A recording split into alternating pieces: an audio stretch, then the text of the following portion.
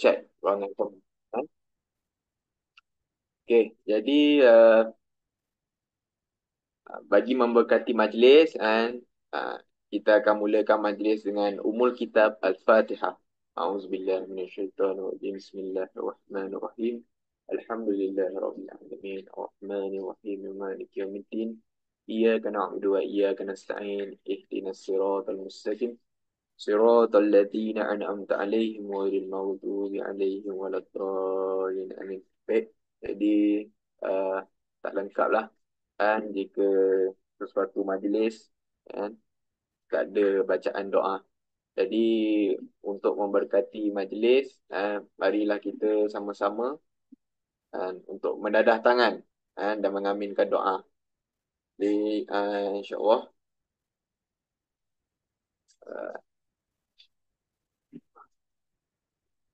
أعوذ بالله السميع العليم من الشيطان الرجيم بسم الله الرحمن الرحيم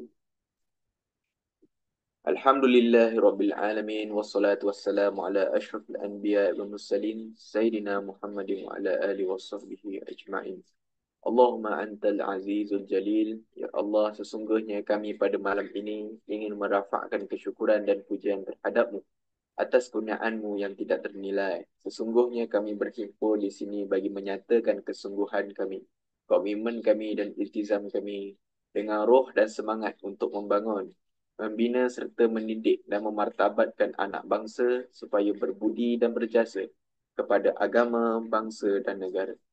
Allahumma ya Hakimu ya Azim. Ya Allah, berkatilah pertemuan kami ini, berkatilah jua usaha-usaha kami. Ilhamkanlah dalam fikiran dan minda kami idea-idea yang bernas, pandangan-pandangan yang jelas, dan keputusan-keputusan yang waras. Kurniakanlah jua kepada kami limpahan ilmu yang berguna dan kefahaman yang benar. Satukanlah hati-hati kami, eratkanlah silaturahim di kalangan kami. Padukanlah tenaga dan usaha kami untuk memartabatkan perjuangan pewarisan harta Islam secara berjemaah demi mencapai kecemerlangan dan kegemilangan. Allahumma ya alimu ya khabir. Jadikanlah kami ya Allah dari kalangan hamba-hambamu yang taat lagi bersyukur. Jauhilah kami ya Allah dari melanggari perintahmu.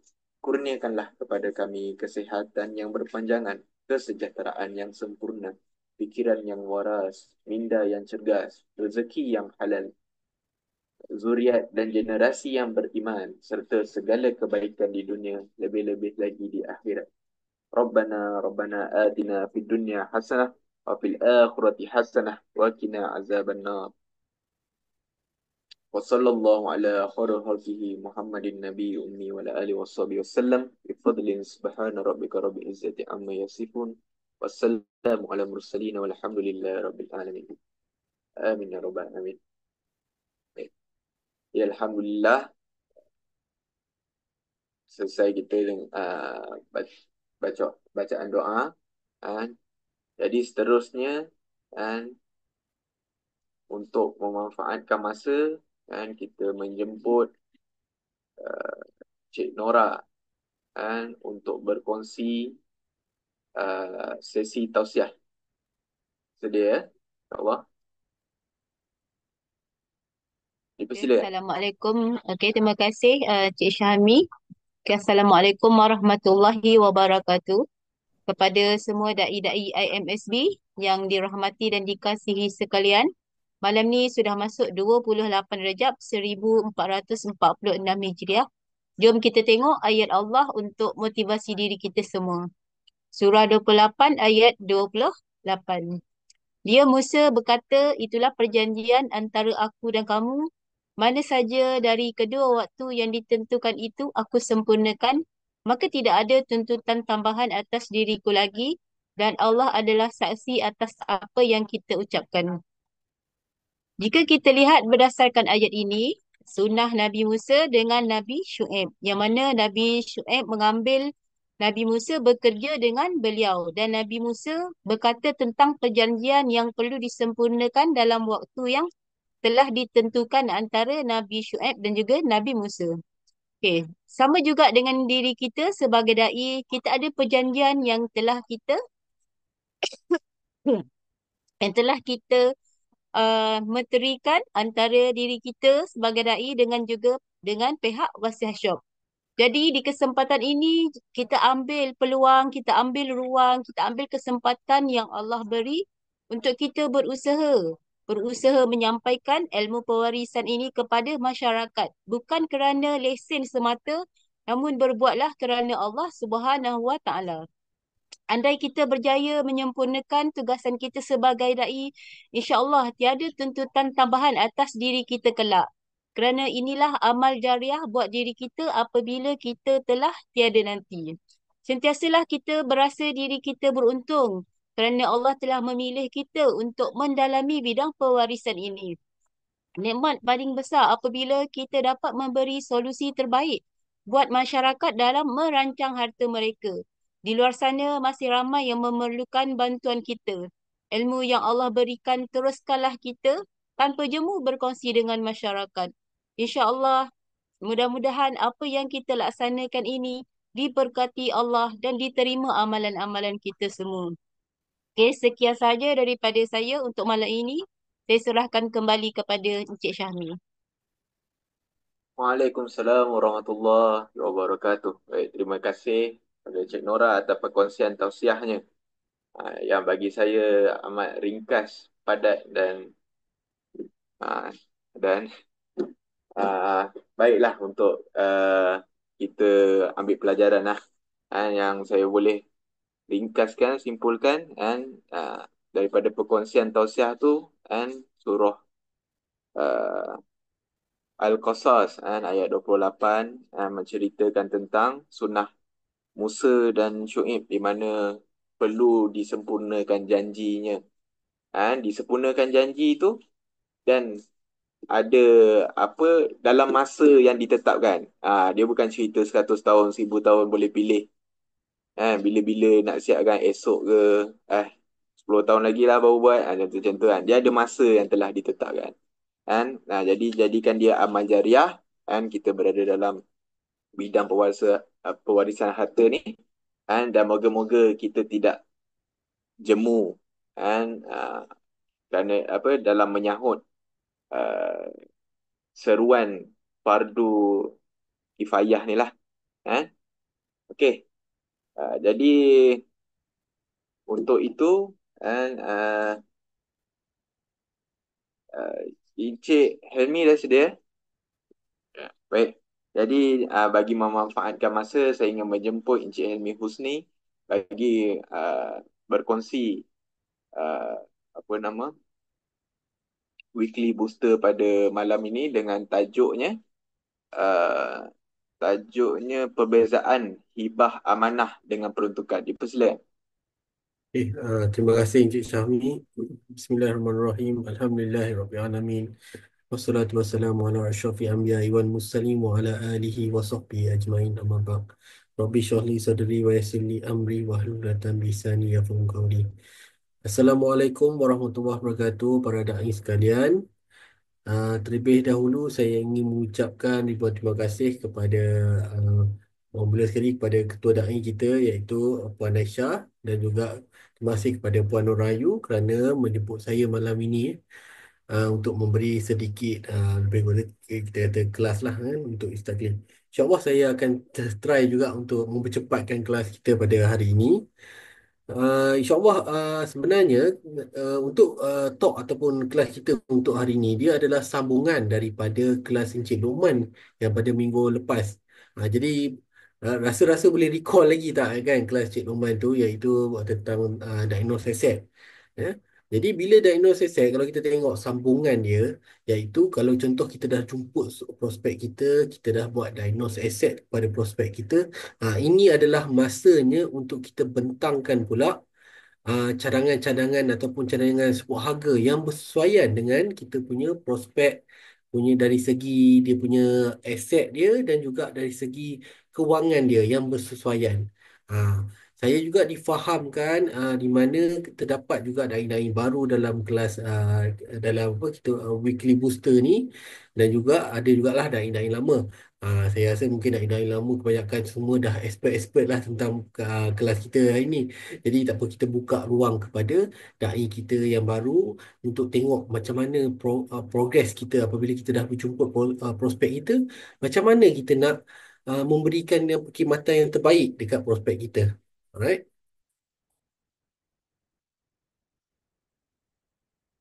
saya sharekan slide.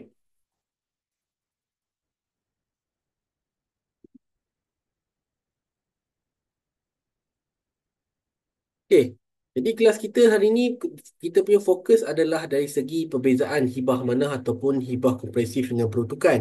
Tetapi saya juga akan masukkan juga bahagian perkhidmatan kompresif dan juga perkhidmatan pra ini. Supaya dai-dai boleh tahulah, terutamanya dai-dai baru. Baik, pertama sekali di mana kita punya perkhidmatan, mungkin yang ada yang telah join kursus-kursus asas bersama saya telah explain tentang pengurusan harta dan juga perancangan harta. Okey, kalau kita tengok kat sini, saya membezakan kedua lah, iaitu semasa hidup dan selepas kematian. Di mana semasa hidup ini kita membuat perancangan harta, selepas kematian kita menguruskan pusaka. Okey, jadi ini adalah progres yang akan dilakukan. Maknanya masa hidup bila kita buat perancangan harta, kita cuma sediakan dokumen.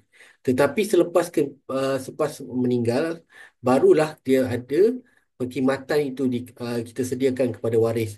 Dari segi perintah hibah ataupun hinggalah bahagian pengurusan pusaka. Ya, pertama sekali sebenarnya produk kita ada pra. Jadi kalau tuan-tuan dan puan pergi dekat bahagian sebuah harga, kalau nampak ada produk tulis pra. Pra ini apa yang masuk dia pra? Pra ini kita semua menyediakan dokumentasi sahaja. Ha. Okay, apa-apa produk yang di bawah pra hibah, kita menyediakan dokumentasi sahaja. Kemudian nombor duanya kita ada hibah komprehensif. Kena ingat hibah komprehensif. Hibah komprehensif inilah di mana dia punya documentation daripada permulaan penyediaan dokumen sehinggalah bahagian pengurusan pusaka dia. Full service kita bagi. Okey. Jadi bila sebut tentang hibah komprehensif, bermakna hibah komprehensif ini dia datang sekali dengan al-wasitah. Jadi kalau siapa-siapa yang nak ambil komprehensif, kena ingat perlu wajib ambil al-wasitah. Okey. Cumanya kalau al-wasitah pula, dia punya umur adalah sehingga 60 tahun sahaja maksimum. Jadi bagaimana pula dengan pelanggan yang atas 60 tahun? Ya, yang atas 60 tahun inilah yang kita kena ambil peruntukan pusaka. Jadi hari ini nanti kita akan tengok detail tentang peruntukan pusaka. Cuma mana yang dai-dai kena ingat bila ada sebut perkataan komprehensif tu, kena ingat dua saja. Kena ada al-wasitah ataupun peruntukan pusaka. Yang tu je, wajib ada. Okey.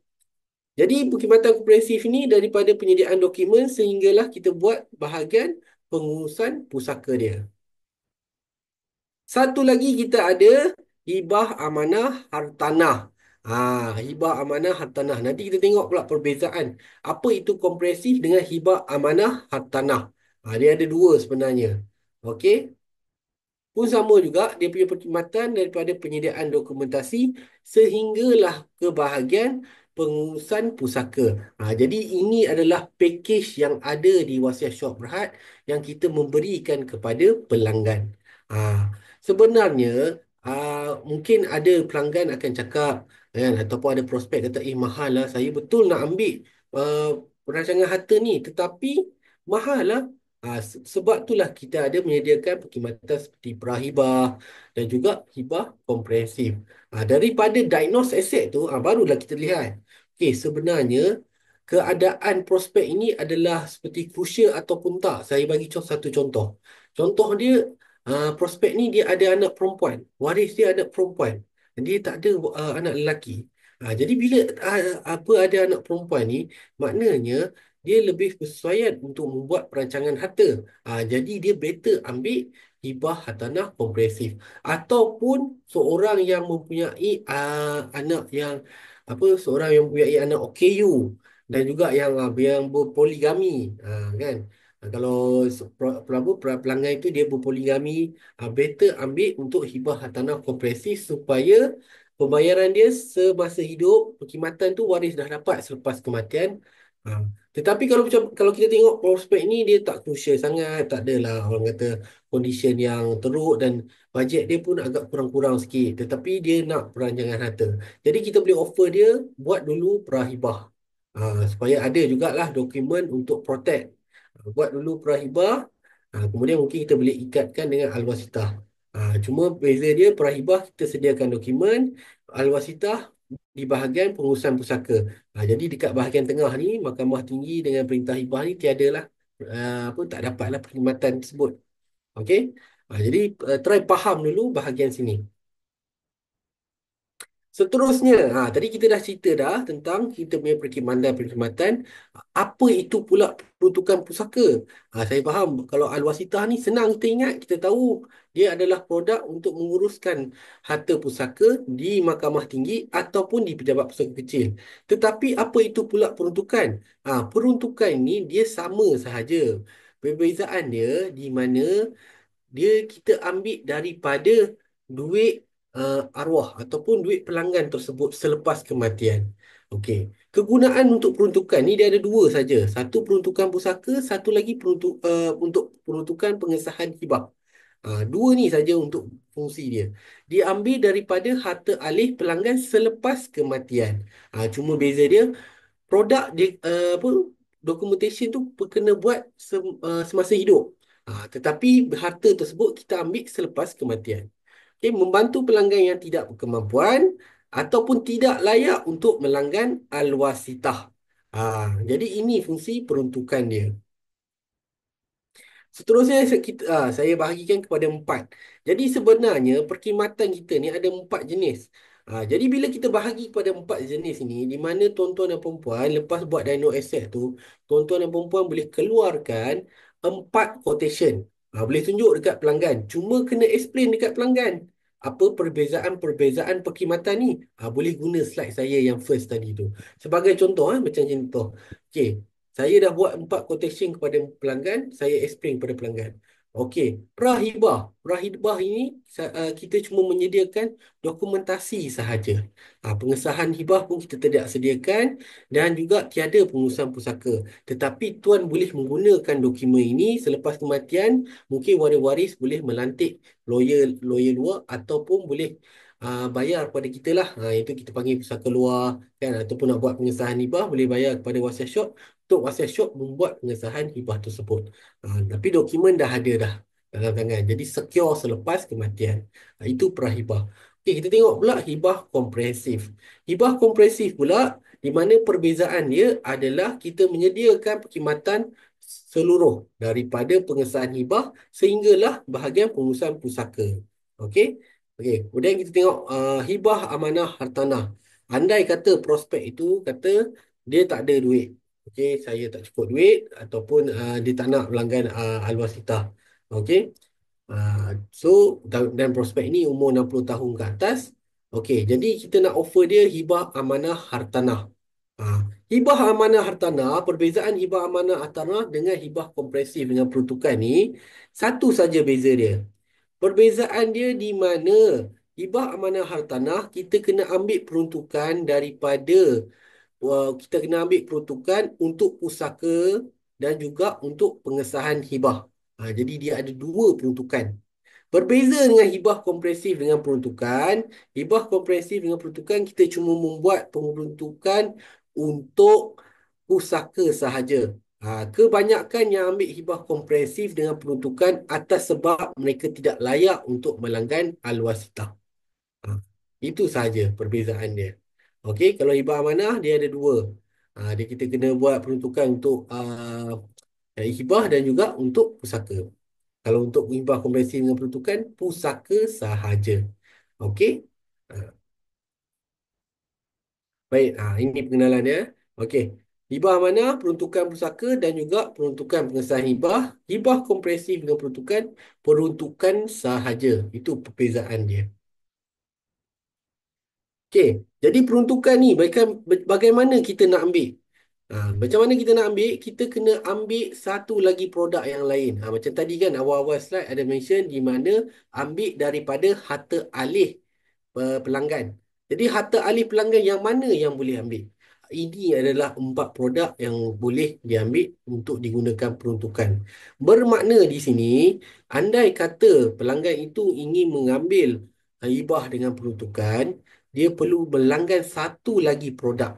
Antaranya tabung haji, kasihku, unit trust ataupun hibah takaful. Ini 4 produk sahaja yang kena ada. Andai kata prospek itu tak ada 4-4 produk ni, yang tu memang minta maaf, tak boleh buat peruntukan. Jadi apa yang kita boleh buat? Kita cuma boleh offer dia prahibah saja. Contohnya lah, prospek itu dia kata dia ada hak tanah saja dan dia telah berumur 60 tahun ke atas, tak boleh melanggar al-wasitah.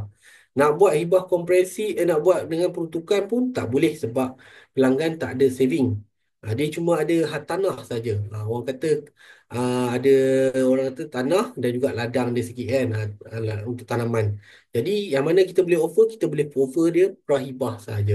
At least ada satu untuk secure ataupun memang niat dia untuk memberi kan, untuk memberi hibah kepada anak dia ke, ataupun kita bagi juga untuk prahibah. Tetapi kita nasihatkan kepada prospek, pastikan selepas kematian tiada lah apa-apa yang berlaku. Andai kata berlaku, waris-waris kena sediakan duit lah untuk kalau nak buat pengesahan hibah ataupun nak buat pengurusan pusaka. Okey. Jadi ini adalah 4 produk. Maknanya kalau ambil hibah komprehensif dengan peruntukan, kena ambil satu lagi produk. Sebagai contoh, ambil produk dengan tabung haji. Okey. Baik, jumlah peruntukan pusaka. Bila kita dengar peruntukan tu, of course tadi kita mention di mana ada peruntukan pusaka. Berapa peruntukan pusaka dia? Jadi peruntukan pusaka dia ni kita kena ambil daripada harga peruntukan pusaka luar. Dia tak boleh ambil peruntukan pusaka al-wasitah lain Okey, ini adalah jumlah peruntukan. Kita tengok pula daripada dino aset tu berapa jumlah aset pelanggan. Andai kata dalam lingkungan 5 juta, makna peruntukan itu sebanyak 20,000. Ada tambahan lagi 10,000 kalau untuk cas rambaian maksimum. Jadi anggaran dia letak 30,000. Tapi jangan risau. Maklumkan kepada prospek di mana 30,000 ni bukanlah pembayaran secara penuh. Andai kata kita menggunakan hanya dalam 15,000 saja. Sebab kita tak tahu in future nanti apabila pelanggan telah meninggal, kita tak tahu berapa aset dia yang tinggal. Kemungkinan makin kurang. Kan? Kalau makin kurang, makinlah kurang kita guna. Kalau lebih, terpaksalah top up. Jadi kita anggaran dia kita letak dalam 30,000 macam tu. Lebihnya akan diterima oleh penerima. Okey? Sama juga dengan peruntukan hibah, berapa jumlah hartanah tersebut. Untuk peruntukan hibah, kita tak boleh kira total harta. Kita cuma kena tengok total hartanah yang dibuat. Okey, total hartanah yang dibuat. Berapa jumlah dia? Okey, baik. Tadi saya ada mention kan kena attest satu produk. Macam saya cakap, jadi kalau contoh ambil hibah amanah ataupun hibah komprehensif dengan peruntukan, kita kena attach salah satu produk. Contohnya hibah tabung haji, agasihku ataupun hibah takaful ambil salah satu produk. Kemudian dia kena tambah satu lagi iaitu dokumen terma dan syarat ataupun surat ikatan amanah. Kalau dulu terma dan syarat, sekarang memang kita semua pakai surat ikatan amanah. Okey, kalau yang melanggan hibah amanah, terma dan syarat dia ataupun surat ikatan amanah dia percuma. Kalau hibah komprehensif dengan peruntukan, kena langgan. Ah, Okey, seterusnya. Baik, ini cas untuk produk hibah amanah. Kalau perasan, hibah amanah bermula dengan 400,000. Tetapi kalau hibah komprehensif bermula sebanyak 6,000. Jadi hibah amanah ini lebih murah. Kejap lagi saya akan tunjuk perbezaan yang mana murah dan yang mana yang mahal. Okey. Okey, kita tengok dulu hibah amanah. Hibah amanah, yang ni tuan-tuan dan puan kena apa bagi saya Bila kita explain dekat prospek tu, kita memang kena detail sedikit. Andai kata bila kita dah buat quotation, bila kita tunjukkan quotation, quotation akan melihat kepada hibah amanah ini lebih murah daripada hibah kompresif. Tapi kena tunjuk juga, kena buat pengiraan. Contoh macam ni, saya memang buat macam simple pengiraan semasa hidup dengan selepas kematian. Okey. Contohlah saya buat kira kepada prospek. Semasa hidup, nilai hartanah sebanyak 200,000. Cas yang dikenakan sebanyak RM4,000 sahaja. Kena langgan produk tabung haji sebanyak RM2,100. Terma dan syarat percuma. Jadi jumlah yang perlu dibayar RM6,100 di mana prospek kena bayar. Okey. Tetapi selepas kematian di mana kita akan ambil peruntukan pusaka sebanyak RM20,000. Pengesahan hibah kita ambil sebanyak RM10,000. Jumlah RM30,000. Jadi jumlah yang betul-betul yang kita ambil 36,100. Perbezaan ini kena explain dekat prospek di mana walaupun tuan bayar murah, nah itu 6,100, tetapi selepas kematian ini di mana penerima akan menerima yang jumlah dia kurang banyak daripada jumlah asal dia. Ha, Kalau boleh kita tak nak lah juga penerima dapat kurang, sebab kadang-kadang expectation mereka, mereka akan dapat jumlah yang mereka telah dihibahkan. Betul tak kan? Jadi tetapi kena explain kat dia di mana selepas kematian bila kita dah buat peruntukan pusaka dengan pengesahan hibah makin kurang di situ. Okey, kalau cas untuk hibah komprehensif dengan peruntukan pula di mana cas yang dikenakan sebanyak RM6,000. Tabung haji RM2,100. Terma dan syarat RM1,500. Okey, selepas kematian kita cuma ambil pusaka saja. Pengesahan hibah tiada. Tiada yang bermasuk di sini bukan kata tak ada pengesahan hibah. Ada, tetapi dianya telah termasuk dalam cas RM6,000 ini. Sebab apa cas RM6,000 ini adalah termasuk dengan hibah komprehensif. Ha, Okey. Jadi tak ada cas yang selepas kematian ataupun tiada wang yang kita akan ambil daripada tabung haji pelanggan, daripada harta alih pelanggan. Jadi jumlah yang dikenakan sebanyak RM29,600 sahaja, which is lebih murah compare dengan hibah amanah tadi. Walaupun cas yang dikenakan memang lagi murah semasa hidup, tetapi lepas kita tolak dengan kos kematian, selepas kematian dia akan jadi lagi mahal. Okay. Alright. Ini serba ringkas sahaja. Okey. Macam biasa kelas saya memang berbeza sedikit, memang akan ada soalan. Okey. Jadi mohon kepada tuan-tuan dan puan boleh yang ni boleh minta scan QR code. Sementara tu kalau ada soalan boleh bertanya kepada saya semua apa sambil-sambil.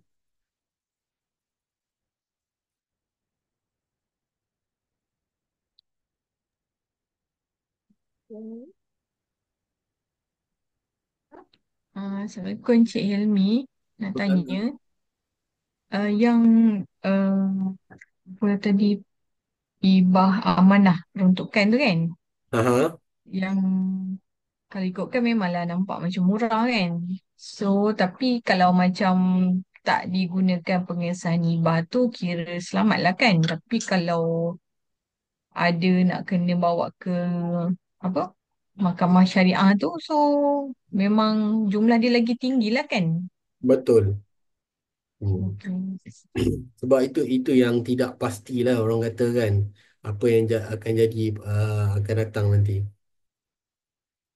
Sebab ada saya seorang dai ni ada tanya saya pasal hibah amanah tu.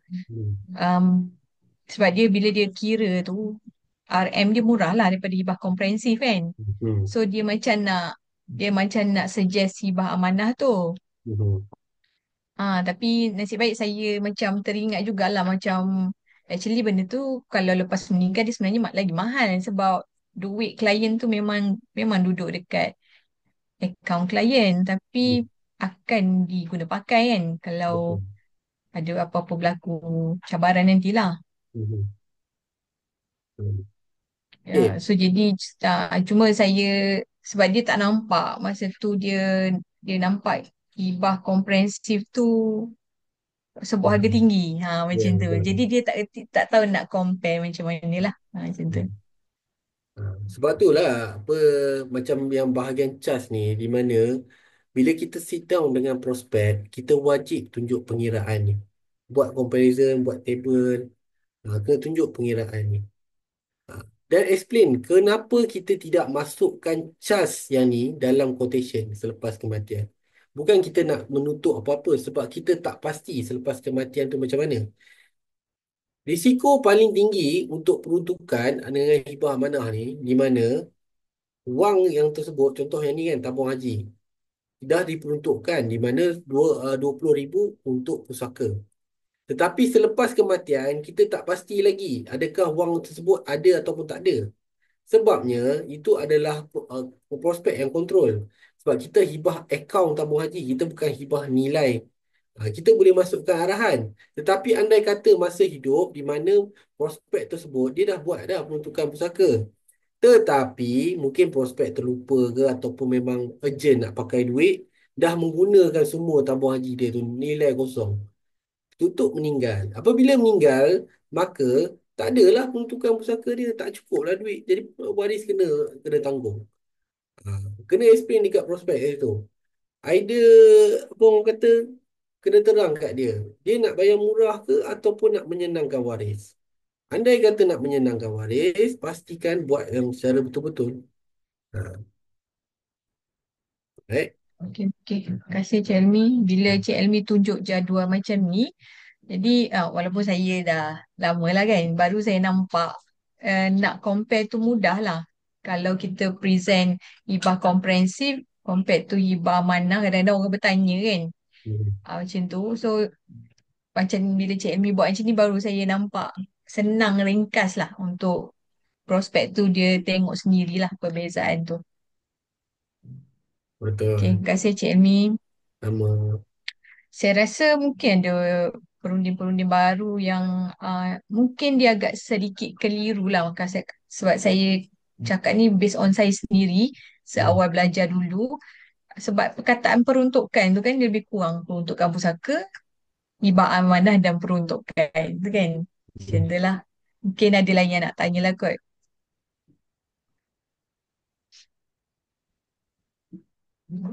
Kalau tak faham tak apa, boleh bagi tahu, saya boleh repeat balik. Okay. Cik Zabidi ada nak tanya soalan ke Cik Zabidi? Okay. Uh, apa ni? Bagi contoh tadi tu tentang hibah hartanah, hartanah amanah, mana hartanah. Dia tak semestinya hanya pada hartanah kan? Hibah amanah tu. Okey, baik. Boleh juga pergi pada hibah amanah bekas hartanah. Ada, boleh tak ni kan? Okay, ini saya patah balik dekat sampai kat sini. Okey. Ah, di, Okey. di sini. Perkhidmatan kita ni saya bagi tahu di mana okey, prahibah semua produk ada prahibah.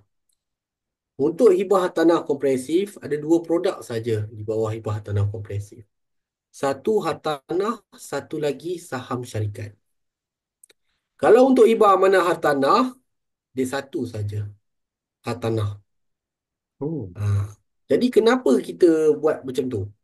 Dan kenapa produk prahibah ni banyak? Tetapi hibah hartanah komprehensif ni ada dua. Hibah amanah hartanah ada satu saja. Sebab kita okay. tengok kepentingan ataupun kesesuaian ataupun orang kata kesusahan lah untuk menguruskan pusaka. Okay. Okey. Sebagai contoh, saya bagi contoh. Okay. Contohnya macam tabung haji. Prahibah tabung haji. Tabung haji ni dia harta alih. Bila harta alih ni senang. Kita nak bahagi pun senang. Dan selalunya tak ada orang bergaduh tentang tabung haji. Tetapi hartanah. Hartanah harta tak alih. Susah. Susah nak menguruskan. Okey. Macam mana kita nak bahagi dia? Tambah dengan kalau tanah lagi lah. Nak kena pecah tanah lah. Apalah. Lepas tu ada pula jenis-jenis tanah dia. Okey. Nombor dua, saham syarikat. Saham syarikat pun antara benda yang susah. Sebab apa? Saham syarikat ni dia sebenarnya lebih pada pekerjaan. Okey, sebagai contoh macam kerja saya ni kan. Kalau andai kata saya meninggal, nak bahagikan kerja saya. Kalau contoh macam ada waris yang bawah umur. Macam mana waris bawah umur tu nak pegang pula saham syarikat? Lepas tu siapa nak menentukan kan? Sebagai contoh lah kalau saya meninggal ni, siapa yang nak bagi latihan nanti? Jadi kita tengok daripada sudut kesusahan tersebut. Encik Zabidi jadi itu adalah perkhidmatan.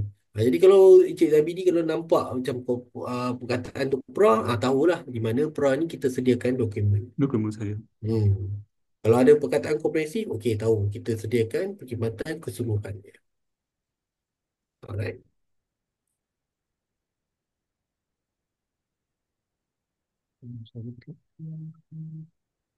So, Cik Amy, saham syarikat tu dia tak termasuk lah. Unit trust tak termasuk. Unit trust lain, iaitu saham Lain. amanah. Okey. Baik. Ada apa-apa lagi ke soalan? Kalau tak ada, saya mengucapkan ribuan terima kasih kerana memanggil saya. InsyaAllah kalau ada masa lagi ataupun ada apa-apa lagi, boleh saja hubungi saya. Saya rasa Tuan Zabidi ada WhatsApp saya kan pagi petang tadi. Saya pun tak sempat lagi tengok soalan-soalan tersebut. Uh, Kemudian rasa tak ada apa, jadi saya mohon maaf andai kata ada salah bahasa ataupun kekurangan daripada pihak saya. InsyaAllah kita jumpa lagi. Saya serahkan kepada Encik pengurusi majlis lah. Terima kasih, Cik Amy. Saya serahkan kepada Encik Syami. Yes. Okey, baik. Terima kasih Encik Amy Husni atas perkongsian pada malam ni berkenaan perbezaan hibah amanah dan dengan peruntukan. Jadi kalau mungkin ada sahabat-sahabat ada soalan lagi mungkin segar nak bertanya dekat sini, mungkin boleh PM lah. Boleh PM Cik Amy tu ada Boleh, nombor boleh. telefon Saya dah masuk nombor 01 telefon. yang ada nombor telefon yang dikongsikan 012 456 3280. Okey.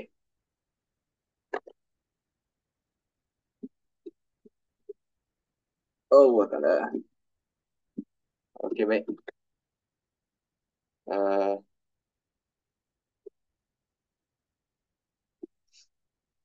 Okey, baik. Jadi untuk itu kita teruskan sesi kita dengan Okay, slide saya apa? share slide. MIK Mindset is Key. Okay, sekejap.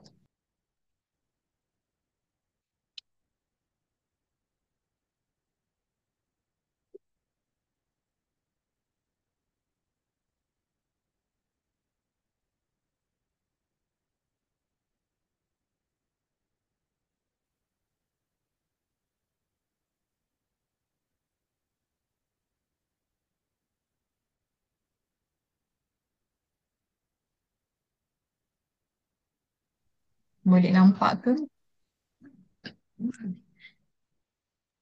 Mindset is Key, yes.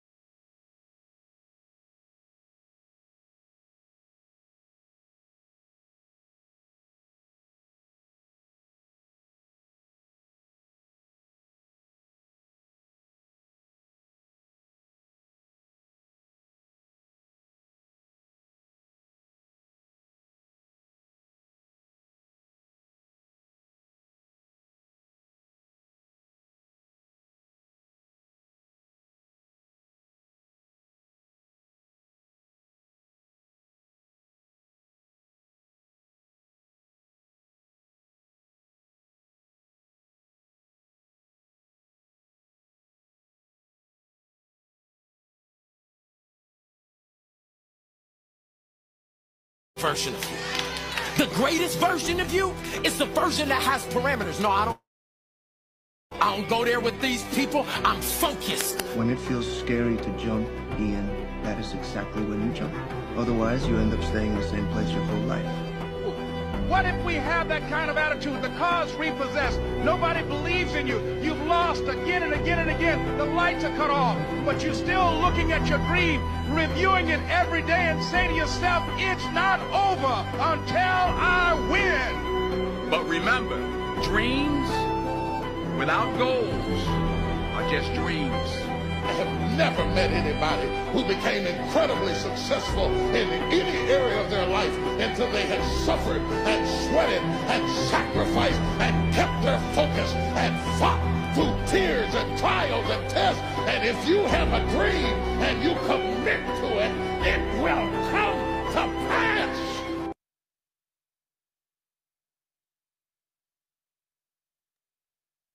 Okey, baik. Alhamdulillah. Apa semangat sikit lah dia punya mindset skill tu kan. Kita nak tukar mindset kan. Jadi mungkin boleh ada sahabat-sahabat yang kongsikan. Mungkin dekat ruangan chat apa yang apa sahabat-sahabat dapat daripada video tadi. Lepas tu kita akan teruskan insya-Allah kepada apa cita-cita ataupun apa impian untuk setiap diri lah. Mungkin kalau boleh kongsikan dekat ruangan chat. Kita nak ubah mindset ni, dia kena ada benda yang nak dicapai. Sebab kalau tak ada nak capai apa, kita duduk sini je lah. Maksudnya kita dah comfort, kita dah selesa dekat orang kata apa yang kita berada sekarang. Jadi kita nak ubah mindset. Tajuk MIK ni, mindset is key ni, kita kena tahu, kita kena kenal diri kita, apa yang kita nak capai. Jadi boleh kongsikan dekat ruangan chat sahabat-sahabat apa pencapaian yang nak digapai itulah. Baru kita boleh ubah mindset. InsyaAllah saya bagi masa 1 minit untuk kongsikan. Jadi kalau kat sini ada berapa belas orang ni, insyaAllah ada berapa belas impian lah dekat chat. Ada? Assalamualaikum. Waalaikumsalam warahmatullahi. Sebelah saya jugalah So, jadi daripada video tadi tu, first tahniah kepada MC. So, effort MC yang cari video itu. Okay, so ni first time MC yang bawa sesi lah. So, sangat, kat situ pun dah ada, tak ada perkataan, tak boleh lah, Melayu, tak ada. Okay, insyaAllah saya cuba cari kan. So, walaupun banyak kerja kan. So, dan video tu sangat bagus. Okay, dan apa yang dia kongsikan tadi tu, dia cakap apa, tak berapa ingat yang awal-awal, tapi ada satu part dia cakap be a discipline version of you. Dia sebut pasal disiplin lah kat situ. So, dan after disiplin tu dia sebut fokus lah. And kat situ. So jadi kalau hebat mana pun ilmu yang ada, kita belajar, pergi kelas ke apa, semua memang dahsyat kita punya ilmu, tapi kalau tak ada disiplin, benda tu tak ke mana jugalah. And dia tinggal ilmuan sajalah. Dan kita pun tak ada akan berkongsi dengan sesiapa pun. So simpan dalam nota je lah macam tu kan. Dan dia bukan mudah lah untuk disiplin sebenarnya. Tapi saya ada belajar, saya ada dengar sedikit lah untuk ada sedikit bagaimana otak kita tu nak dapat satu benda yang akan menjadi rutin, dia akan mengambil masa, ada tempoh tertentu. Dan untuk benda tu jadi rutin, dia bagi tahu kita apply benda yang ringkas dahulu. Antaranya paling banyak otak kita mampu buat kan dalam satu masa untuk benda baru, ada 3 perkara saja otak kita mampu ambil untuk jadikan dia sebagai habit. Dan sikit. So jadi untuk dan otak kita ni sebab dia ada sebut pasal, saya tak reti nak sebut terms kimia tu. um, apa lah apa benda lah saya tak sebut. Dia ada macam benda otak, sel-sel otak kita ni, dia nak jadi rutin tu dia ambil masa dalam 3 bulan. Macam tu. Dia akan start. Mula-mula susah tau. Sebab otak kita belum lagi dapat tune benda tu. Dia ada words tu. Um, amygdala atau apa benda. Sorry tak ingat. Tapi dia akan jadi mudah tu bila dia dah mula dah bercantum, bergerak dan dia connect dengan benda yang kita apply everyday yang ringkas tu. So jadi bila dia share benda tu baru saya faham, oh patutlah kenapa pakar motivasi kata dalam tempoh 3 bulan. Mungkin ada yang berapa bulan lah. Baru saya faham macam mana otak tu dah mula, sel-sel otak mula dah boleh terima benda tu. Maksudnya yang dia share tu adalah benda yang logik akal. Baru saya faham, oh patutlah makin lama jadi mudah sebab otak kita dah mula dapat dia punya sequence tu lah. Macam tu. Dan dia kata jangan terlalu heavy, mulakan dengan mudah, maksimum 3 benda sahaja, ringkas. Macam tu lah. So apa yang disebut dalam video tadi tu pasal disiplin. Okay, so nak dapat disiplin bukan mudah, tetapi saya nampak apa yang saya pernah dengar tu begitulah kot caranya nak jadi disiplin dengan rutin yang tempoh tersebut lah. Dan kat situ dia cakap fokus lah. Then dream without goal. Mimpi lah tak ada goal apa-apa kan, macam tu kan. Macam tu lah. So itu sajalah. Terima kasih. Okay, terima kasih Umi Ayu atas perkongsian. Jadi sebenarnya semua okey apa perkongsian kali ni, maksudnya saya sharing tu video dalam bahasa Inggeris lah kan. Mungkin lepas ni saya kena cari lah yang bahasa Melayu punya ataupun dia ada subtitle kan. Seri kata dia bahasa Melayu ke, untuk mudahlah kita semua ni kan. Okey. Okey, jadi terima kasih Umi Ayu atas perkongsian feedback daripada video tu lah. Jadi apa yang saya nak kongsikan pada malam ni, cerita mindset tu, dia cerita pasal yalah kita nak kena ada apa, satu impian. Jadi kalau kita tak ada satu impian, kita tak tetapkan satu tu, katanya apa, the bill of regret is generational. Apa generational? Maksudnya bergenerasi kan, penyesalan tu kan, kalau kita tak mula pada hari ni. Contohnya macam tu lah. Jadi sebab tu saya tanyakan berkenaan apa cita-cita kita semua, apa pencapaian yang kita nak capai, baru kita boleh bergerak. Kalau tak, kita memang rasa dah selesa lah. Maksudnya kita tak nak, kita nak duduk sini saja. Contohnya macam tu. Jadi kalau kita selalunya kita nak, kalau nak buat perkiraan target ni, orang selalu mudah untuk nak letakkan tu dari segi value, dari segi nilai tu orang letak duit lah. Senang kira tu dari wang ringgit. Seperti contoh kalau ada yang targetnya nak naik pangkat, contohnya kan, ataupun nak capai target sekian-sekian, dia mesti ada nilai ringgit yang perlu dicapai. Seperti contoh ada berapa puluh ribu target, contoh ada berapa itulah maksudnya untuk nak naik ke pangkat, ataupun kalau ada promotion boleh pergi ke yang saya ingat sebelum ni pergi ke Dubai lah. Pergi ke Dubai, dia pergi ke Bali dan sebagainya tu, dia ada perlu pencapaian target. Jadi ada nilai duit tu lah kan, ada nilai wang ringgit tu. Itu senang lah untuk kita nak buat kira-kira kan. Jadi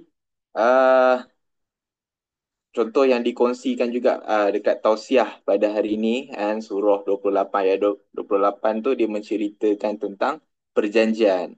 Ada perjanjian yang perlu kita uh, capai. Ada perjanjian yang perlu kita tuntaskan. Jadi kalau apa nama? Jadi mungkin saya yakin setiap diri tu ada perjanjian dia pada diri dia sendiri ataupun mungkin pada parents, pada keluarga mungkin nak pergi melancong ke sana ke sini ataupun mungkin nak pergi mengerjakan umrah dia mesti ada nilai kan. Jadi mungkin ada janjinya pada pasangan, mungkin ada janjinya pada anak-anak kan. Jadi kita kena ada satu target berapa yang kita perlu ada ataupun apa yang perlu kita persiapkan untuk capai target tersebut jadi um, jadi contohnya macam itulah. Berapa yang kita perlukan dalam sehari untuk mencapai target tersebut. Contohnya macam itulah. Cukup tak 100 sehari? Ataupun cukup tak 500 sehari? Cukup tak 2,000 sehari untuk capai target tu? Tapi kalau saya bagi misalnya 80,000 sehari, cukup tak untuk nak capai target tu? Jadi cuba kita ubahkan nilai ringgit tu kepada nilai saat, nilai masa yang lebih bernilai lah dalam hari tu. Kalau kita rasa kita dapat 80,000 sehari itu banyak, cuba kalau kita bayangkan kita dapat 80,000 saat dalam masa sehari. Benda yang lebih bernilai daripada duit sebenarnya. Kalau duit masa ni kita boleh tukarkan kepada duit. Tapi sebanyak mana duit pun kita tak boleh tukar kepada masa. Jadi macam mana kita manfaatkan masa kita untuk mencapai target-target tersebutlah. Itu antara perkongsian MIK yang saya ingin kongsikanlah pada malam ni, insya-Allah. Okey, jadi rasanya tak ada soalan lain kot ataupun perkongsian ke kan. Okey, jadi untuk itu saya ingin teruskan sesi dengan sesi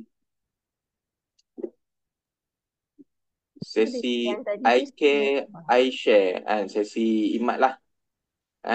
Okey, jadi saya buka kepada semua semua sahabat-sahabat jika ada ingin berkongsi aktiviti harian mingguan lepas yang bermanfaat lah untuk dikongsi bersama, insya-Allah saya buka.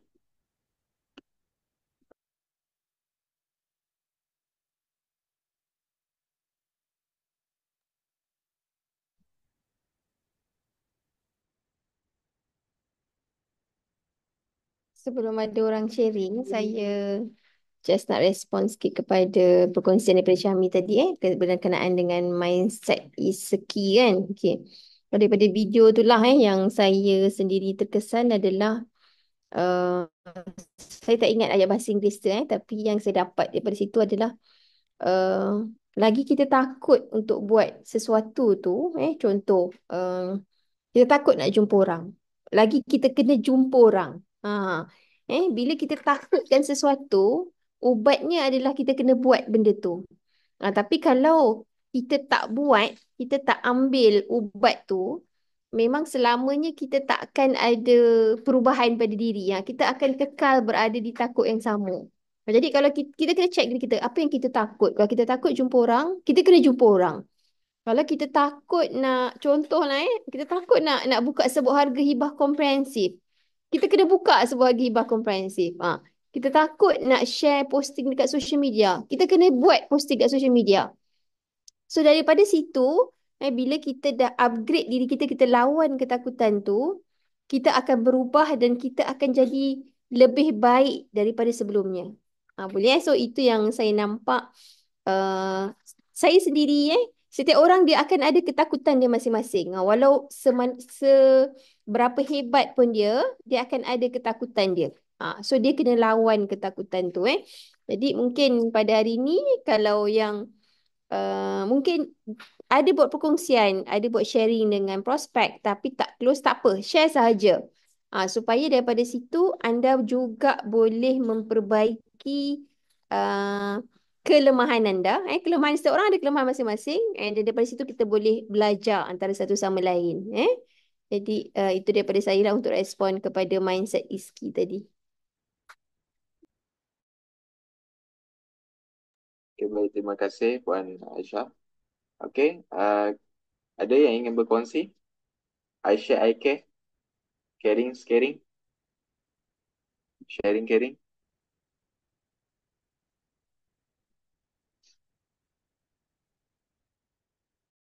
Assalamualaikum. Boleh saya share sikit?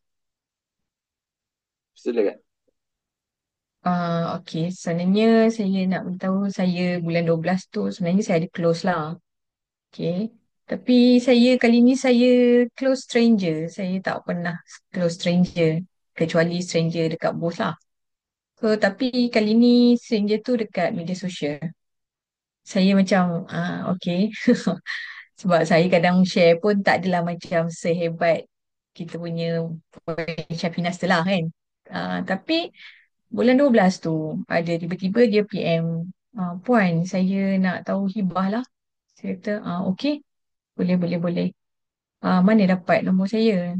Saya dapat daripada dekat media sosial.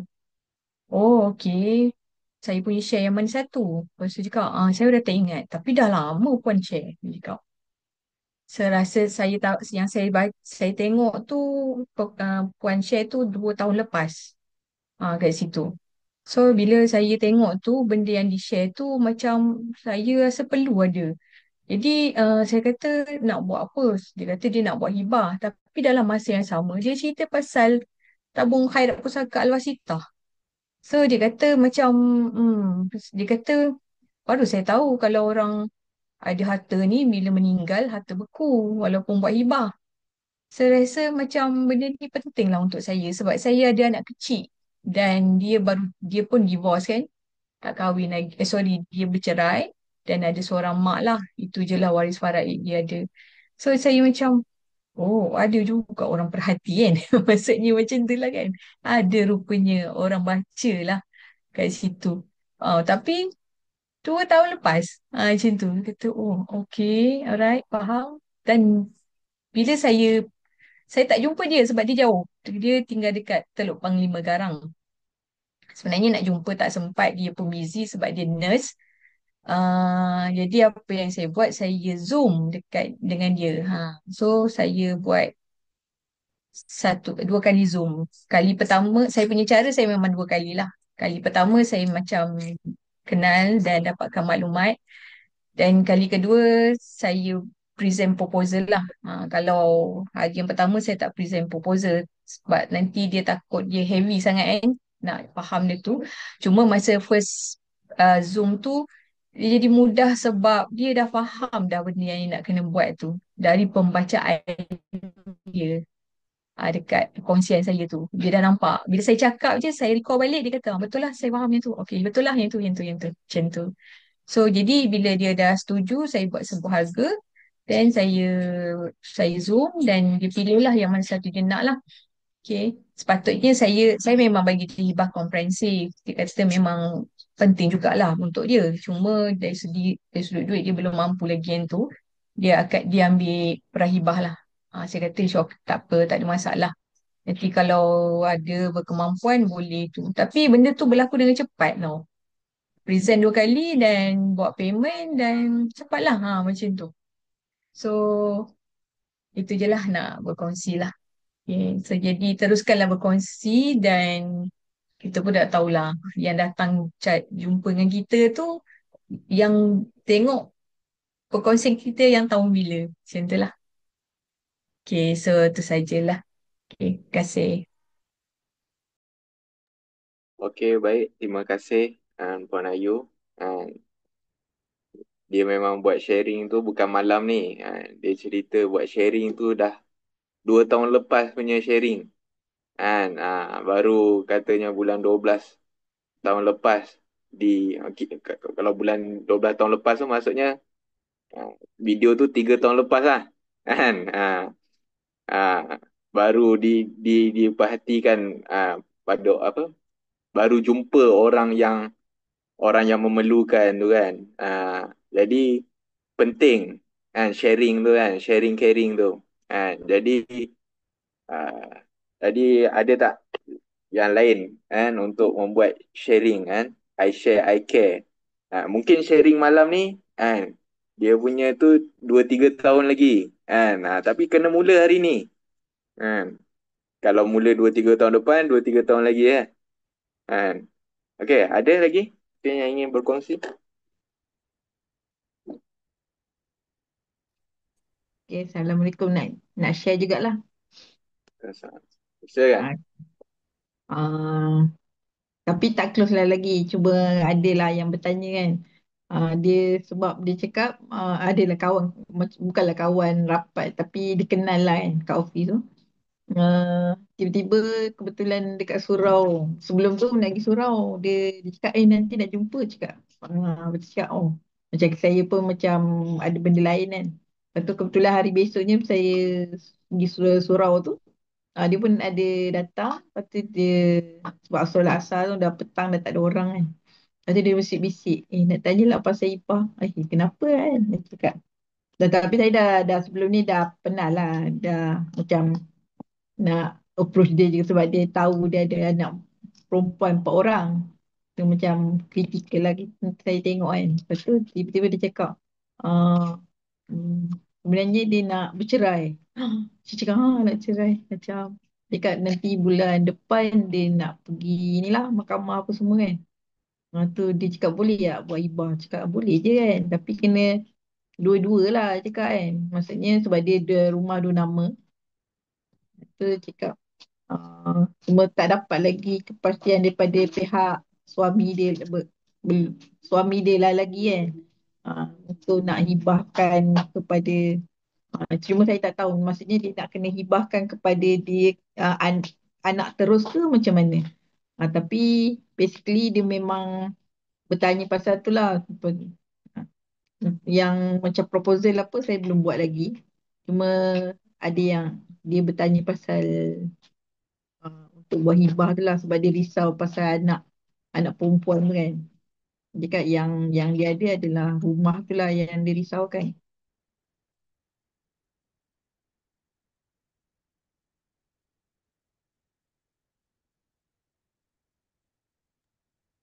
Okey, baik. Terima kasih Puan Rafidah atas perkongsian. Saya mendoakanlah. Nak tanya soalan boleh Kak Rafidah? Boleh. Masa yang masa approach dia tu tahun bila? Kan tadi kata sebelum ni pernah kan? Lama juga. Macam lama jugalah. Maksudnya masa sekarang lah baru dia memerlukan sebab dia cakap dia sebelum ni macam nak juga tanya tapi tak tak tertanya-tanya lah dia cakap kan. Tapi mungkin dah sampai waktu dia baru betul-betul dia buka buka mulut lah sebab sebelum ni macam dia tak kisah sangat. Masa tu approach dia tu bagi maksudnya ajak dengar ke macam mana ke segan tak?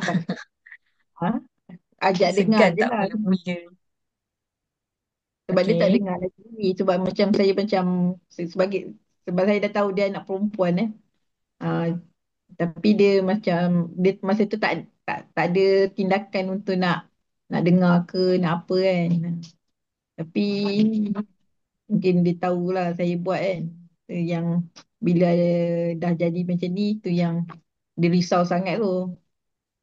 Jadi dia nak ambil tindakan lah untuk buat. Okey. Okey, terima kasih. Okey, terima kasih juga Puan Rafidah. Terima kasih atas perkongsian. Saya doakanlah moga dipermudahkan urusan beliau dan dipermudahkan urusan Puan Rafidah lah untuk pengurusannya, insyaAllah. Okey, jadi masa telah menunjukkan jam 10.17 malam. Jadi mungkin ada lagi yang ingin berkongsi? Saya. Okey, dipersilakan Cik Afifi. Okey, ini sekadar untuk saya share, saya tak terus apa lagi, sekadar untuk kongsian saya buat prospecting. Saya ada dua buat prospect, ada tiga. Satu, saya buat prospecting ni ada di sini. Apa ni, untuk tahun ni, sebelum ni saya antara orang baru, dan memang saya tak nafikan untuk buat HK ni satu peruntukan yang besar agaklah, satu amount. Saya pun pernah kata kat Aisyah, banyak kalau buat HK ni. Dan ada satu kawan saya pun sendiri pun dia dah buat, dia kawan ejen takaful juga. Dia pun buat dengan wasiah, dan dia cuma buat ambil wasitah saja. Dia kata, kalau ambil HK ni mahal kita. Dia kata wasiah mahal juga. So saya pun memanglah, saya kata okey, saya cuma diamlah. Tapi dia saya kata saya tak terang lebih lah, tapi cumanya dia faham lah wasiat ni untuk apa. Lepas tu saya fikir untuk start tahun ni, kata memang mahal tu memang mahal, cumanya saya mengharapkan untuk tahun ni saya boleh dapat satu close HK. Cumanya kata kita kena, bagi saya kena start buat pada sekarang lah. Okay. Lepas tu saya baru ni ada orang datang ke ada satu makcik lah datang ke tempat saya bekerja, masjid. Jadi dia kata dia nak daftar untuk khairat kematian. So daftar untuk khairat kematian, dan saya pun bagi penerangan lah, khairat kematian ni bagus untuk dia. So waktu tu saya terfikir, why not kalau aku tak serahkan aku punya bisnes kan. Dia kata anak dia doktor, dia kata anak dia tak kahwin lagi. Jadi dia kata kalau apa-apa jadi kat sini dia susah sikit lah. So dia pun nak masuk khairat kematian lah. Mudah untuk urusan dia. So, jadi saya ambil kesempatan untuk saya share lah khairat kematian ni, apa function dia, dan saya bagi kad saya, dan saya share juga pasal khairat pusaka jugalah. So dalam hati saya kata, kalau aku tak buat sampai bila lagi nak buat kan. So takut memang tak jadi, macam Puan Aisyah kata, memang kita rasa takut, tapi kalau kita tak explain, kita tak cakap, orang tak tahu. So kalau kata tak cakap pun tak semestinya dia ambil. Kalau cakap pun at least ada chance 50-50 lagi. So saya rasa baik cakap je lah. Cakap je lah, bagi business card. So dia kata insyaAllah tak apa, nanti dia bagi tahu kat anak dia. Saya pun tak apa, kalau kata nak tahu lebih lanjut mungkin saya boleh buat penerangan. Itu satu. Yang kedua pun sama juga. Ada satu juga jemaah tu, bapak mertua dia meninggal, sakit jantung kat rumah. Lepas tu pun dia minta saya uruskan juga. Saya pun udah uruskan tu, saya pun bagi kami uruskan, dan bapak mertua dia dapat wang sagu hati lah, wang khairat lah. Okay. Sebab tempat lain dah uruskan jenazah ayah dia. So kami bagi wang khairat lah. So benda yang sama juga saya buat. Saya juga bagi kad juga. Bagi kad saya punya business card saya yang dapat daripada, saya bagi kad yang istaklim lah. Saya tak bagi kad wasiah lah, bagi istaklim yang ada muka saya tu. So saya kata saya buat wasiah. So kalau kata nak buat urusan pusaka, boleh datang jumpa saya lah, saya boleh buat, saya boleh tolong buat. So dia pun kata tak apa, elok lah, dia pun ada juga nak bincang pasal benda ni. Jadi kat situ saya nampak, kalau kita tak mulakan dulu, bagi saya lah, at least orang tak tahu kita buat apa. Sebab kawan saya pernah beritahu, kawan saya dalam bidang takaful, dia kata, Fifi, sampai bila kau nak jadi ejen periklanan? Asyik iklan je, kau tak mau buat. So ejen periklanan je lah. Kan? So saya pun betul. Saya kata betul juga kan. Kita asyik iklan je, tapi kita tak mau try to close. So saya pun rasa macam malu jugalah cakap macam tu. So macam saya cuba jugalah untuk pecahkan tembok tu, untuk kata nak try lah closekan. Mungkin wasitah tu insyaAllah saya boleh, tapi cuma nak closekan HK tu mungkin saya perlukan lagi keberanian untuk semangat lagi lah. So kedua lah, itu kedua. So saya kata kita kena mula juga, kena pecah juga tembok, macam betul lah Puan Aisyah kata. Memang takut, tapi kena cakap jugalah.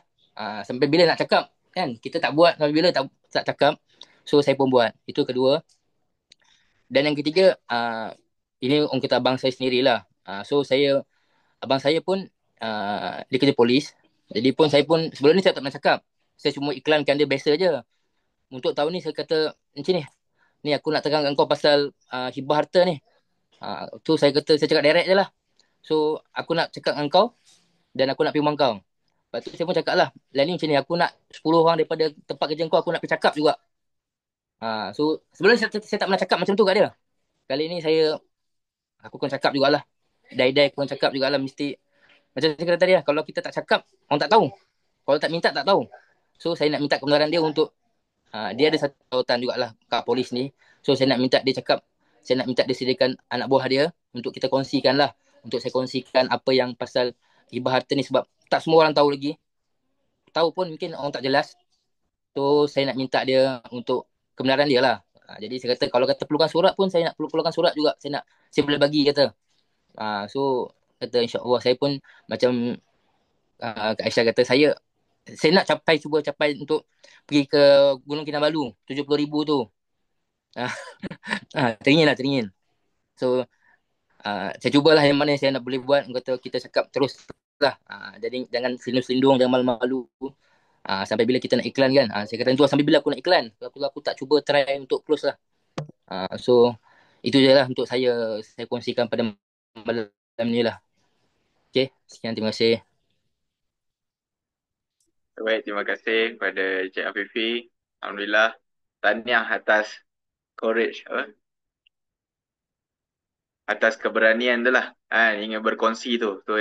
Daripada perkongsian tu saya nampak lah pentingnya I share, I care tu kan. Untuk berkongsi tu memang penting. Walaupun ketar-ketir orang kata kan. Berkongsi je. Sebab saya pun adalah perkongsian daripada sahabat Cina kan. Dia selalu kata kongsi saja mah. Ailio saja. Kalau tak dapat tak apa. Ailio saja. Tapi kita sudah tanya. Kita sudah kongsi mah. Kalau dapat alhamdulillah. Dia tak adalah cakap alhamdulillah. Tapi nak cakap tu maksudnya kita dah tanya. Kalau tak dapat tak apa, tapi kita sudah tanya, tak rugi apa, Ailio saja. Contohnya macam tu. Jadi daripada perkongsian Cik Afifi tadi kan, maksudnya kita berkongsi. Kalau tak dapat tak apalah, bukan rugi apa pun. Kalau perlu apa-apa bagi tahulah. Kita boleh siapkan surat, kita boleh siapkan apa-apa yang patut kan. Alhamdulillah, tahniah kepada Cik Afifi. Soalan. Oh, ada soalan. Soalan nak tanya dekat yang suka beriklan tu. Sila. Dahsyat juga MC kan. Sekongsi sajalah. Ayo saja. Apa ni, macam ni perasaan. Yelah asyik beriklan kan. Lepas tu tiba-tiba kena jual ni. Macam mana perasaan masa nak cakap tu dan nak mula start nak kongsi tu kan. Apa panggil siapa, abang macam mana rasa, muka merah ke, rasa badan panas ke apa ke, nak kena, kita orang nak tahu jugalah kan macam mana perasaan tu kan. Sebab biasa kalau yang share tu saya close HK sekian itu yang dah berjaya kan, yang ni yang nak melalui fasa selepas iklan tu. Kita ketika itulah masa berkongsi tu macam mana rasa, macam tak ada apa pun lepas tu. Okay, macam tu lah kot. Boleh ke share sikit? Dia maksud saya dia nak kata perasaan tu memang macam macam saya kata lah, untuk tahun ni saya rasa tak perlulah aku nak rasa malu ke, nak rasa macam berselindung. Macam tadi MC kita kata kita kongsi je dulu. Kalau nak tak nak itu luang cerita, tapi aku kata aku kena cakap juga. Sampai bila aku tak cakap, sampai bila asyik nak kongsi je.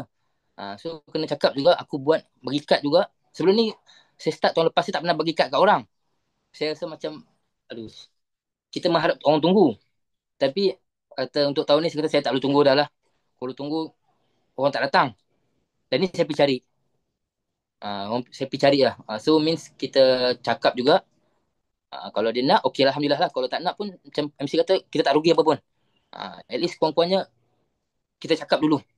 Saya tak boleh tunggu dah lah. Sebab sebelum ni dah hampir kat beberapa bulan saya tunggu. Tunggu pun tak dapat hasil. Jadi baik saya yang mulakan dulu lah. At least kalau mulakan dulu ni, masih ada peluang lagi 50-50. So jadi, start pada tahun ni, sebab tu saya semua dengan abang saya, dengan adik-adik saya blast, saya cakap, saya nak cakap. Saya nak kongsi je. Saya nak kongsi juga. Kurang-kurangnya, bila dah kongsi tu, dah ada lagi peluang lah, 50-50. Kalau tak kongsi, tak ada peluang lagi lah. Tak cakap, kita tak ada peluang. So, that's why, sebab saya kena yang kata, sambil bila jadi ejen periklanan tu, jadi saya terus kata, tak apa, bukan cakap lah.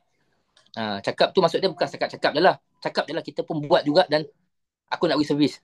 So kita akan cakap juga, bukan sekadar berkongsi lah. Cakap yang kita boleh bagi perkhidmatan tu, kita bagi servis tu, kita boleh bagi apa yang kita boleh bagi.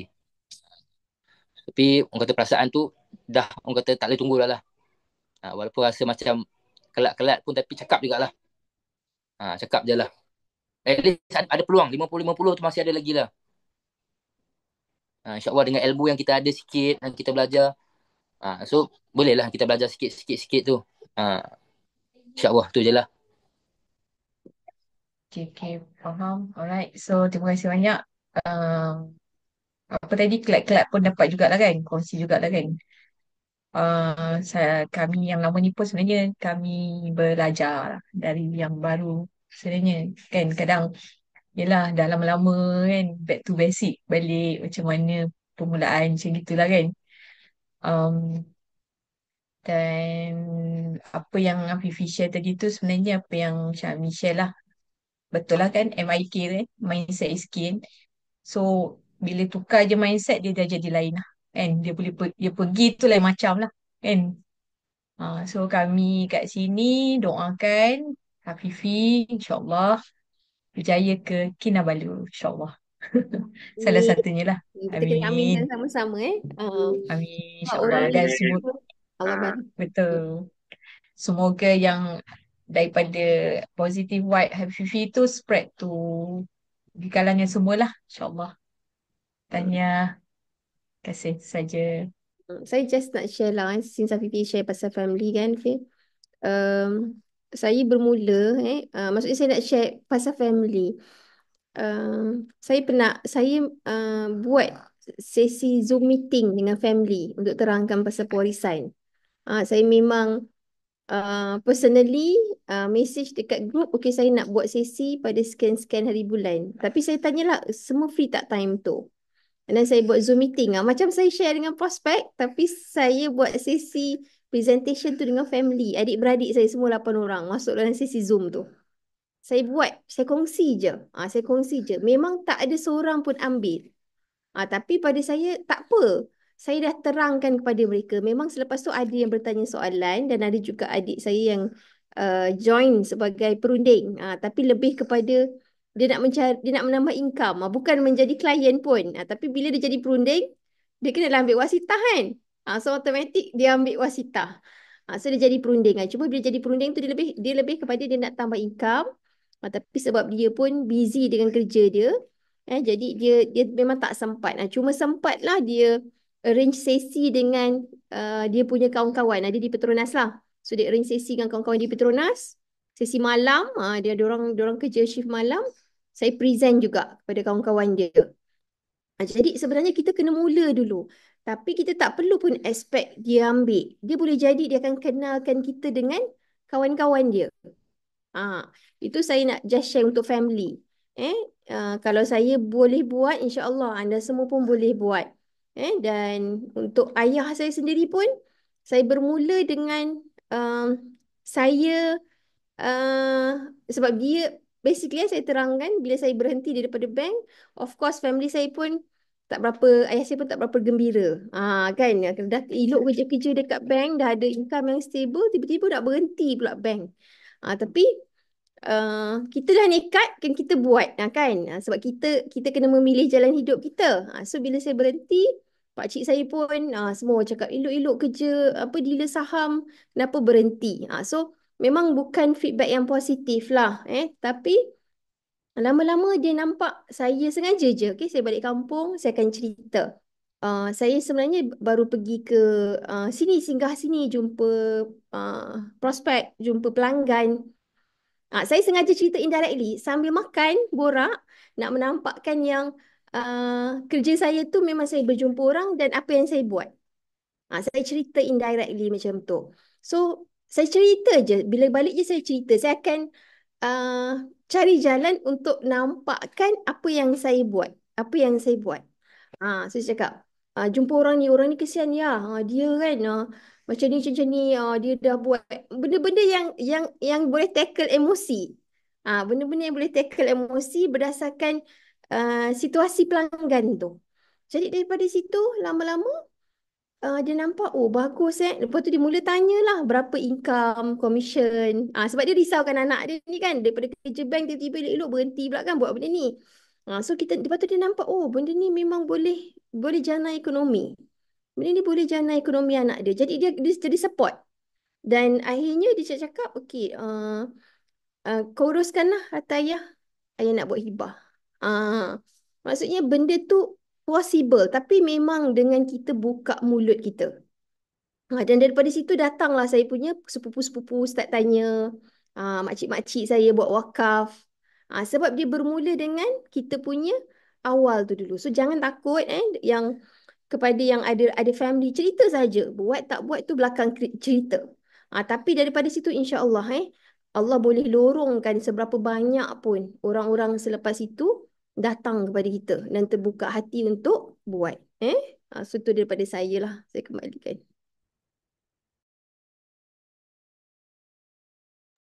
Okey, baik. Terima kasih Puan Aisyah atas perkongsian I-Care I-Share-nya. Jadi saya rasa dah sampai ke penghujung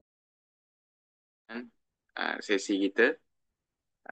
Jam telah menunjukkan 10.34 lah. Jadi saya ada satu lagi One thing I learned today. Jadi mungkin boleh kongsikanlah sahabat-sahabat, boleh kongsikan seorang lah. Kongsikan apa yang intipati ataupun yang dapat pada malam ni sebelum kita tutup sesi kita pada malam ni insya-Allah. Okay, boleh? Cik Zabidi? Boleh? Okey.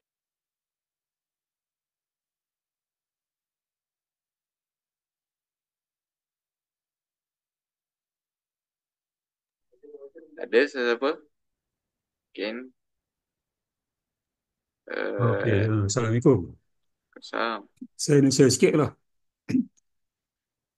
Daripada tadi ada tentang share tentang video yang itu ialah kita sepatutnya lah kita ada set apa yang kita nak cari, what is our dream, apa yang capai dan bagaimana, and then comes to pada Puan Puan Rahayu and then Puan Aisyah dan juga Encik Harifi. Nak tak nak kena go ahead, move on, kena go ahead. Walau bagaimana sekalipun kita kena go. Sama ada secara lembut, biasa-biasa, santai, ataupun secara sederhana, secara robust. Mana macam Cik Hari tadi lah beritahu saya kena change daripada santai-santai kepada yang lebih tak santai. So kita hanya usaha. Hasil outcome dia depend lah. Kalau ada rezeki, kalau tak ada kita usaha lagi. Itu saja komen saya insya-Allah. Okey, baik, terima kasih Cik Zawidi atas perkongsian one thing I learned today. Jadi dekat skrin dipaparkan jam kredit. Jadi minta boleh snap lah untuk dapatkan jam kredit. Lepas tu kita teruskan dengan sesi bergambar lah sambil-sambil tu kan. Jadi boleh semua buka kamera untuk kita ambil gambar. Minta bantuan siapa boleh ambil gambar. Boleh, boleh. Terima kasih. 1, 2, 3.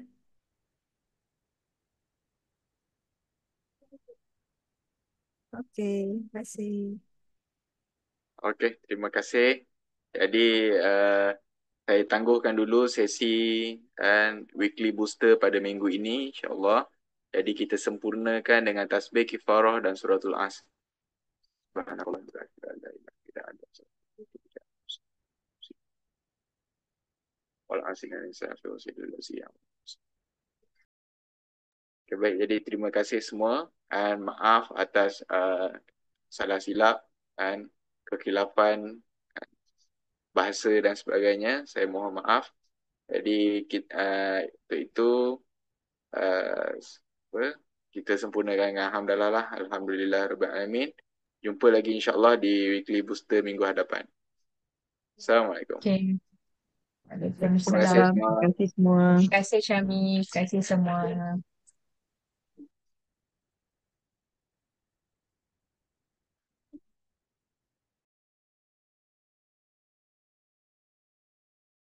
اللهم صل على سيدنا محمد الفاتح لما أغلق والخاتم لما سبق ناصر الحق بالحق والهادي إلى صراطك المستقيم وعلى آله حق قدره ومقداره العظيم.